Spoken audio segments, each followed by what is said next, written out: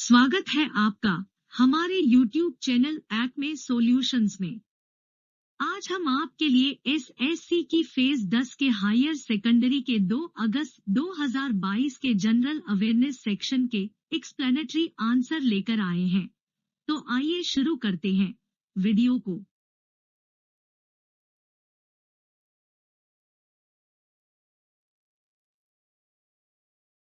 प्रश्न 1, दिए गए विकल्पों में से सही कथन का चयन कीजिए। एक शीतकाल में तटीय क्षेत्रों में चलने वाले पवन को लू के नाम से जाना जाता है। 2 ग्रीष्मकाल में उत्तरी मैदानों में चलने वाले पवन को व्यापारिक पवन के नाम से जाना जाता है। 3 ग्रीष्मकाल में उत्तरी मैदानों में चलने वाले पवन को लू के नाम से जाना जाता है। 4 शीतकाल में पश्चिमी घाटों में चलने वाले पवन को लू के नाम से जाना जाता है। इस प्रश्न का सही उत्तर तीसरा विकल्प है। लू भारत में गर्मियों में चलने वाली एक गर्म एवं शुष्क पवन है। उत्तरी भारत में गर्मियों में उत्तर पूर्व तथा पश्चिम से पूरब दिशा में चलने वाली धूल भरी गर्म और शुष्क हवाओं को लू कहते हैं। इस तरह की हवा मई तथा जून में चलती है। लू के समय तापमान 45 डिग्री सेंटीग्रेड तक जा सकता है। आइए अब अगला प्रश्न देखते हैं। प्रश्न 2, भौतिकी में स्टेरेडियन डैश की इकाई है। 1 द्रव्यमान माप, 2 समतल कोण माप, 3 लंबाई माप, 4 घन कोण माप। इस प्रश्न का सही उत्तर चौथा विकल्प है। स्टेरेडियन यह घन कोण का मात्रक होता है। स्टेरेडियन को एसआर द्वारा प्रदर्शित करते हैं। किसी गोले के पृष्ठ जिसका क्षेत्रफल गोले की त्रिज्या के वर्ग के बराबर होता है द्वारा गोले के केंद्र पर अंतरित कोण एक स्टेरेडियन होता है। आइए अब अगला प्रश्न देखते हैं।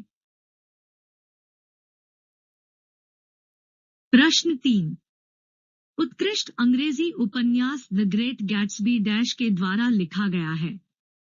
1 Jane Austen, 2 Leo Tolstoy, 3 Charles Dickens, 4 F Scott Fitzgerald. इस प्रश्न का सही उत्तर चौथा विकल्प है। द ग्रेट गैट्सबी 1925 में अमेरिकी लेखक एफ स्कॉट फिट्जगेराल्ड का लिखा उपन्यास है। इस पर हॉलीवुड में एक फिल्म भी बनी है। आइए अब अगला प्रश्न देखते हैं।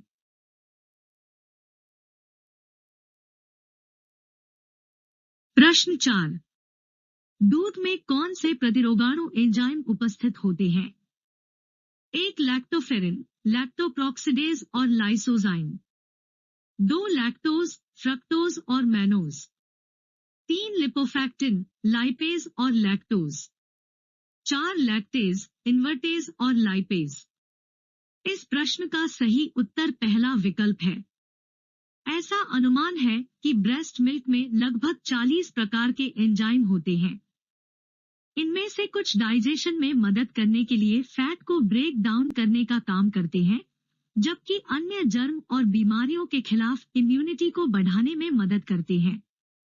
ब्रेस्ट मिल्क में पाए जाने वाले विशेष प्रोटीन में से लैक्टोफेरिन बच्चे में यीस्ट और कोलिफॉर्म जैसे हानिकारक जीवों के विकास को रोकने में मदद करता है, जबकि रिसने वाला आईजीई कोली और एलर्जी से सुरक्षा प्रदान करता है और लाइसोजाइम में एंटी इंफ्लेमेटरी गुण होते हैं।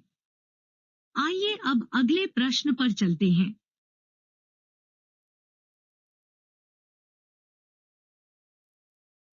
प्रश्न 5, नई दिल्ली में सीरी किले का निर्माण किस मध्यकालीन भारतीय शासक के शासनकाल के दौरान किया गया था? 1 फिरोज शाह तुगलक, 2 जहांगीर, 3 अकबर, 4 अलाउद्दीन खिलजी। इस प्रश्न का सही उत्तर चौथा विकल्प है। इस भव्य और ऐतिहासिक किले का निर्माण लगभग 1303 ईस्वी में खिलजी राजवंश के प्रसिद्ध शासक अलाउद्दीन खिलजी ने करवाया था। वर्ष 1297 से 1307 के मध्य अलाउद्दीन खिलजी ने सीरी शहर की स्थापना दिल्ली सल्तनत को मंगोलों से बचाने के लिए की थी? आइए अब अगले प्रश्न पर चलते हैं।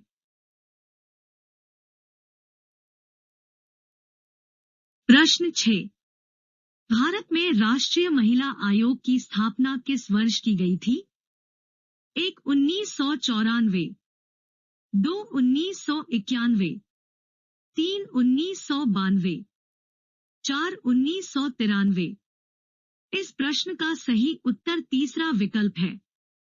महिलाओं के लिए राष्ट्रीय महिला आयोग की स्थापना राष्ट्रीय महिला आयोग अधिनियम 1990 के अंतर्गत जनवरी 1992 में संवैधानिक निकाय के रूप में महिलाओं के लिए संवैधानिक और कानूनी संरक्षण की समीक्षा, सुधारात्मक वैधानिक उपायों की अनुशंसा, शिकायतों के सुधार की सुविधा प्रदान करना तथा महिलाओं को प्रभावित करने वाले सभी नीतिगत तथ्यों पर सरकार को सलाह देने के उद्देश्य से की गई। वर्तमान में इसकी अध्यक्ष रेखा शर्मा है।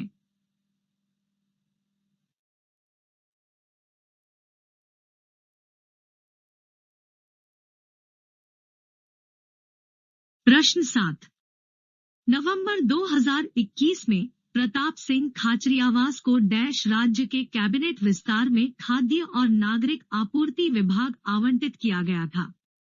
1. राजस्थान, 2. मध्य प्रदेश, 3. उत्तर प्रदेश, 4. छत्तीसगढ़। इस प्रश्न का सही उत्तर पहला विकल्प है। प्रताप सिंह खाचरियावास भारतीय राजनीतिज्ञ तथा 2018 के अंत में बनी वे राजस्थान सरकार में खाद्य एवं नागरिक आपूर्ति विभाग, उपभोक्ता मामले विभाग कैबिनेट मंत्री हैं।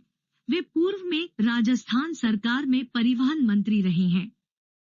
प्रताप सिंह खाचरियावास पूर्व उपराष्ट्रपति भैरों सिंह शेखावत के भतीजे हैं। आइए अब अगला प्रश्न देखते हैं।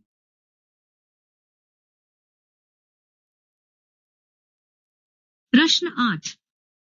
दिसंबर 2021 में भारत की बेरोजगारी दर डैश तक पहुंची थी? 1. 10%, 2. 8.2%, 3. 6.5%, 4. 7.9%। इस प्रश्न का सही उत्तर चौथा विकल्प है। भारत में बेरोजगारी दर 4 माह के उच्च स्तर पर पहुंच गई थी। दिसंबर 2021 में 7.9% दर्ज की गई थी। सीएमआई की आधिकारिक वेबसाइट के आंकड़ों के अनुसार नवंबर 2021 में कुल बेरोजगारी दर 7% थी, जबकि दिसंबर 2021 में यह 7.9% थी। आइए अब अगला प्रश्न देखते हैं।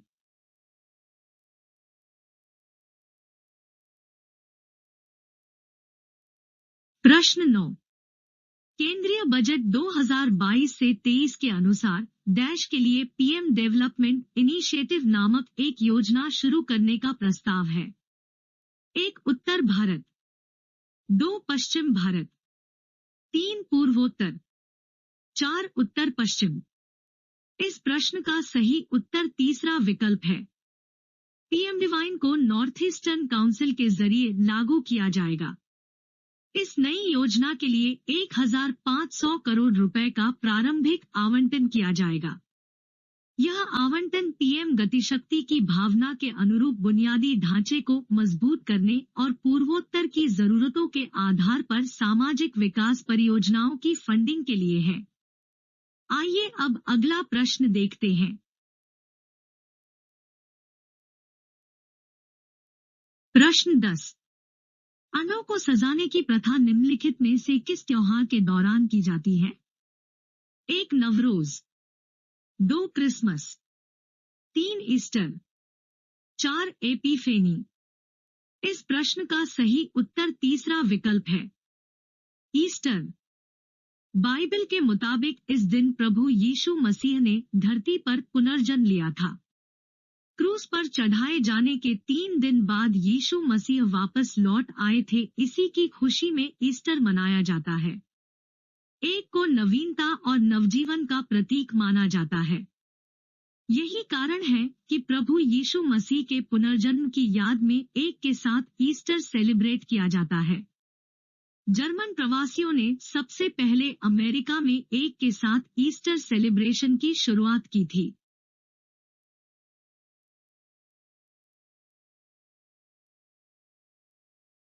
प्रश्न 11। हमारा मस्तिष्क मुख्य रूप से निम्नलिखित में से किस भोजन पर निर्भर करता है? एक केवल ग्लूकोज, 2 वसा और प्रोटीन, 3 ग्लूकोज और अमीनो अम्ल, 4 केवल वसा। इस प्रश्न का सही उत्तर पहला विकल्प है, केवल ग्लूकोज। ग्लूकोज शर्करा का एक रूप है। यह शरीर की प्रत्येक कोशिका के लिए ऊर्जा का प्राथमिक स्रोत है। हमारे मस्तिष्क की ऊर्जा का मुख्य स्रोत भी ग्लूकोज माना जाता है। यह शरीर में सभी शर्करा ऊर्जा का आधा भाग उपयोग करने वाला सबसे अधिक ऊर्जामान वाला अंग है। आइए अब अगला प्रश्न देखते हैं। प्रश्न 12। राजेंद्र प्रथम निम्नलिखित में से किस चोल शासक का पुत्र था? एक वीर राजेंद्र, 2 राजराज प्रथम, 3 गणरादित्य, 4 विद्यालय। इस प्रश्न का सही उत्तर दूसरा विकल्प है, राजराज प्रथम। राजराज प्रथम का पुत्र तथा उत्तराधिकारी था और उसकी मृत्यु के बाद 1014 से 15 ईस्वी में चोल राज्य की गद्दी पर बैठा। वह अपने पिता के समान एक महत्वाकांक्षी एवं साम्राज्यवादी शासक था। राजराज प्रथम ने सिंहल पर आक्रमण कर वहां के कुछ प्रदेशों पर अपना अधिकार कर लिया था, लेकिन संपूर्ण सिंहल पर उसका अधिकार नहीं हो पाया था। इस काम को पूरा करने के लिए राजराज प्रथम के पुत्र राजेंद्र प्रथम ने सिंहल पर आक्रमण किया। सिंहल के राजा महिंद पंचम को बंदी बनाकर चोल राज्य भेज दिया गया, जहां पर 12 वर्षों के बाद उसकी मृत्यु हो गई। आइए अब अगले प्रश्न पर चलते हैं। प्रश्न 13। वर्ष 2020 में पद्मश्री पुरस्कार से सम्मानित पुरुषोत्तम दाधीच इंदौर के एक प्रसिद्ध नर्तक और कोरियोग्राफर हैं। उनका संबंध डैश नृत्य से है। 1 कथकली, 2 कुचिपुड़ी, 3 भरतनाट्यम, 4 कथक। इस प्रश्न का सही उत्तर चौथा विकल्प है, कथक। इंदौर के 83 वर्षीय कथक नृत्यागुरु डॉक्टर पुरुषोत्तम दाधीच को कला, शास्त्रीय नृत्य के क्षेत्र में उनके उत्कृष्ट योगदान के लिए पद्मश्री अवार्ड से सम्मानित किया गया है। कथक नृत्य की सर्वप्रथम प्रामाणिक पाठ्यपुस्तक इनके द्वारा लिखी गई है, जो आज भी देश विदेश के विश्वविद्यालयों में इस्तेमाल की जाती है। आइए अब अगले प्रश्न पर चलते हैं। प्रश्न 14। भारतीय मुक्केबाजी महासंघ boxing federation of India (FI) ने डैश राज्य में 2021 की पुरुषों की राष्ट्रीय चैंपियनशिप का आयोजन किया था। 1 कर्नाटक, 2 गोवा, 3 तमिलनाडु, 4 केरल। इस प्रश्न का सही उत्तर पहला विकल्प है, कर्नाटक। भारतीय मुक्केबाजी महासंघ BFI ने पुरुषों की राष्ट्रीय चैंपियनशिप का आयोजन कर्नाटक के बेल्लारी में किया था। आइए अब अगले प्रश्न पर चलते। प्रश्न 15। प्रार्थना समाज की स्थापना वर्ष 1867 में देश में हुई थी। 1 दिल्ली, 2 कलकत्ता, 3 बंबई, 4 पूना। इस प्रश्न का सही उत्तर तीसरा विकल्प है, बंबई।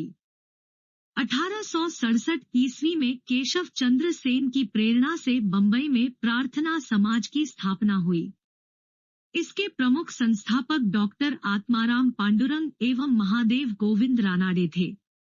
प्रार्थना समाज का प्रमुख उद्देश्य जाति-पाति का विरोध, पुरुषों तथा स्त्रियों की विवाह की आयु में वृद्धि, विधवा विवाह तथा स्त्री शिक्षा आदि था। आइए अब अगले प्रश्न पर चलते हैं। प्रश्न 16। 2011 की जनगणना के आंकड़ों के अनुसार भारत देश की आबादी वाला दूसरा सबसे अधिक आबादी वाला देश है। 1245 मिलियन, 1678 मिलियन, 1300 मिलियन, 1210 मिलियन। इस प्रश्न का सही उत्तर चौथा विकल्प है। 2011 की जनगणना के आंकड़ों के अनुसार भारत की आबादी 1210 मिलियन थी तथा चीन की आबादी 1344 मिलियन थी। ये दोनों ही देश सबसे ज्यादा आबादी वाले हैं।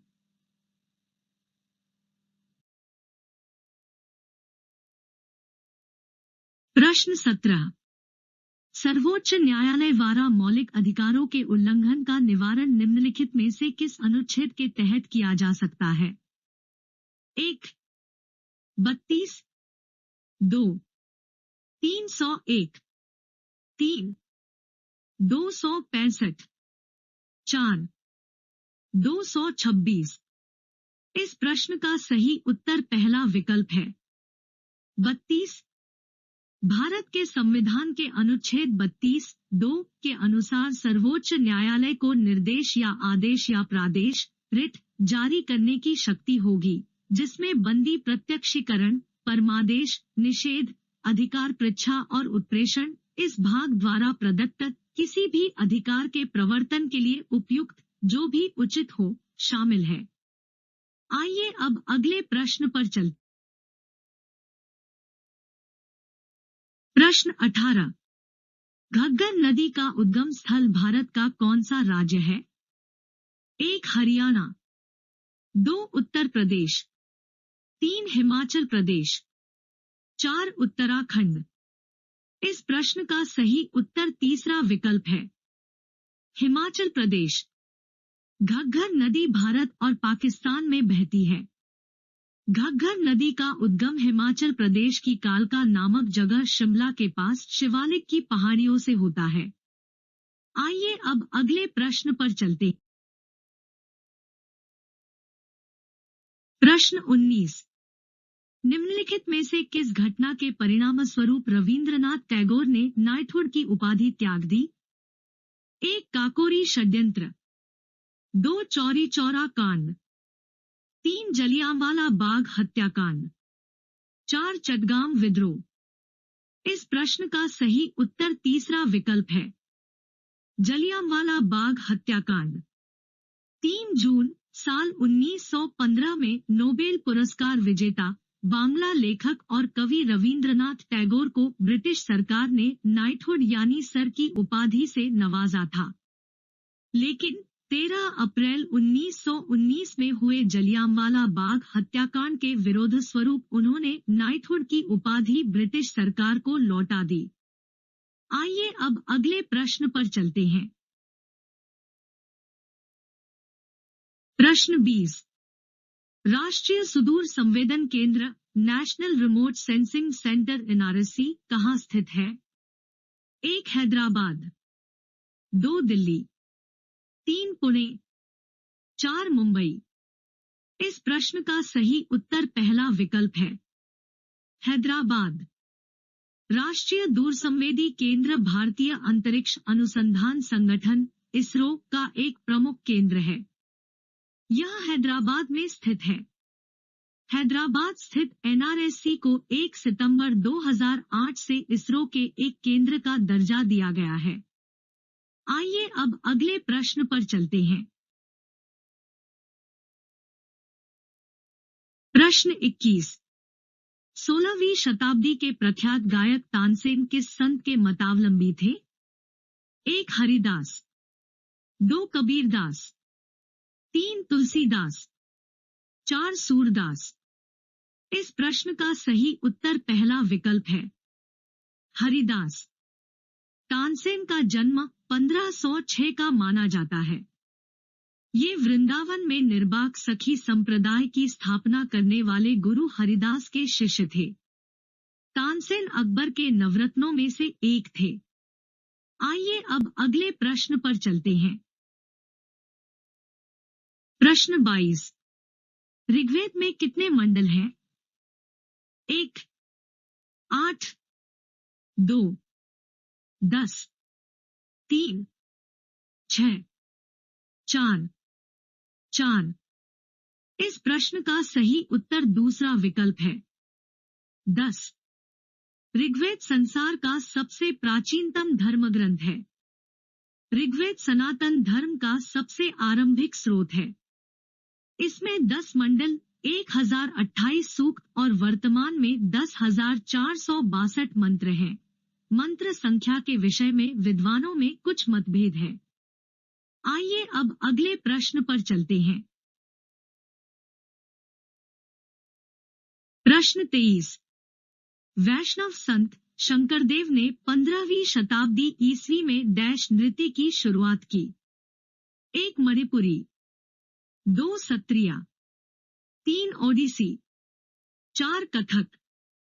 इस प्रश्न का सही उत्तर दूसरा विकल्प है सत्रिया। असम के महान सुधारक और वैष्णव संत महापुरुष शंकरदेव ने 15वीं शताब्दी ईस्वी में वैष्णव धर्म के प्रसार के एक प्रभावशाली साधन के रूप में सत्रिया नृत्य शैली की स्थापना की। बाद में यह नृत्य शैली एक विशिष्ट नृत्य शैली के रूप में विकसित और विस्तृत हुई थी। आइए अब अगले प्रश्न पर चलते हैं। प्रश्न 24। पानीपत की लड़ाई में इब्राहिम लोदी को डैश द्वारा पराजित किया गया था। 1 हुमायूं, 2 अकबर, 3 औरंगजेब, 4 बाबर। इस प्रश्न का सही उत्तर चौथा विकल्प है बाबर। पानीपत की पहली लड़ाई 21 अप्रैल 1526 को दिल्ली के सुल्तान इब्राहिम लोदी और बाबर के बीच लड़ी गई थी। बाबर की सेना ने इब्राहिम के 1 लाख से ज्यादा सैनिकों को हराया। इस प्रकार पानीपत की पहली लड़ाई ने भारत में बहलोल लोदी द्वारा स्थापित लोदी वंश को समाप्त कर दिया। आइए अब अगले प्रश्न पर चलते हैं। प्रश्न 25। डैश भारत का सर्वोच्च विधायी निकाय है। 1 सर्वोच्च न्यायालय, 2 संसद, 3 राज्यसभा, 4 लोकसभा। इस प्रश्न का सही उत्तर दूसरा विकल्प है संसद। संसद भारत का सर्वोच्च विधायी निकाय है। भारतीय संसद में राष्ट्रपति तथा 2 सदन राज्यसभा, राज्यों की परिषद एवं लोकसभा, लोगों का सदन होते हैं। इस